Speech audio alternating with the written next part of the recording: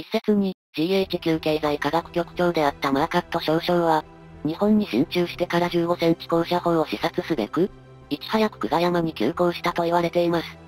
この米軍調査団は、日本陸軍の秘密兵器、15センチ高射砲を、どのように評価したのでしょうか。米軍の報告によれば、この砲は3式12センチ高射砲を、モデルとして設計されました。B29 が既存の防空火器の車高を超えて飛来することを想定し、1944年5月に開発が始まります。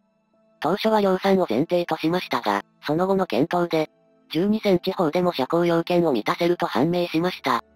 そのため計画は縮小され、生産予定は6門に減らされます。1945年8月までに実際に完成して車座に据え付けられたのは、わずか2門。いずれも皇居の西方、約8マイルの地点にある陣地に配備されました。米軍は性能を詳細に記録しています。砲高初速は毎秒3050フィート。発射速度は毎分8から10発。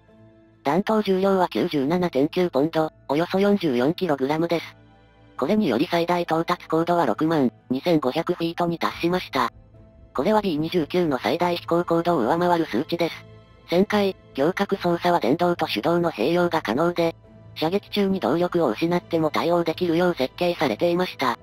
装填は全自動式で、薬莢積載トレイが回転しながら信管を切断し、その後パワーラマーが重量186ポンドの弾薬等を薬室に押し込みます。自動化によって兵員の負担軽減と発射速度の安定を狙ったものです。米軍報告はこう結論付けています。もし十分な数が揃い、本砲用に設計された火器管制装置と、共に運用されていれば、非常に有効な兵器となったであろう。つまり兵器単体の性能は高く評価されていました。特に、高高度の標的に届く弾道性能と、全自動装填という点は注目に値すると述べています。一方で、米軍報告は目撃者の証言も記録しています。その証言によれば、本砲には大きな固有欠陥はほとんどなく、むしろ堅実で信頼できる設計だったと評価されています。つまり、致命的な弱点を抱えた兵器ではなく、改良の余地を残しつつも十分な完成度を備えていたのです。ただし、運用上の工夫を要する点はいくつかありました。例えば、最小行角で発射する場合には、一度方針を15度まで上げて装填し、その後に発射角度まで下げる必要がありました。また、12センチ砲と同じ規格の旋回モーターを使用していたため、重量の増加でモーターが過負荷を起こし、最大旋回速度を維持できないことがあったと報告されています。こうした点は操作の敏捷性を損ねましたが、砲そのものに致命的な欠陥は少なかったと結論付けられています。報告書は中座構造についても触れています。15センチ砲は固定式で設置され、後部側面以外は遮蔽されていました。10馬力の電動旋回、不要モーターと関連機器は、砲台の金属床板の下、つまり地表面より下に収められており、被弾しにくい配置でした。さらに方位、行角、信管操作用のセルシン受信機が備えられ、ディレクターと呼ばれる指揮装置による集中制御が可能でした。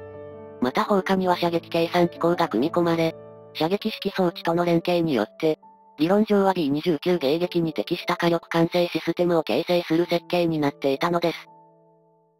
総じて米軍の評価は明快です。この砲は大きな欠陥はなく、もし数が揃い、専用管制装置と組み合わされれば極めて有効であった。しかし、現実には2門しか存在せず、実戦での効果を発揮することはできなかった。15センチ高射砲は、設計思想の先進性と、戦争末期の限界の両方を象徴する兵器だったのです。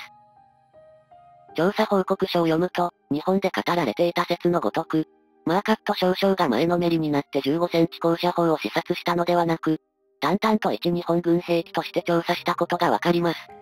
そして、我が高射砲第112連隊第1中隊は、4式算定具の存在を一言も語ることなく、最後の任務を全うしたことがわかります。ご視聴ありがとうございます。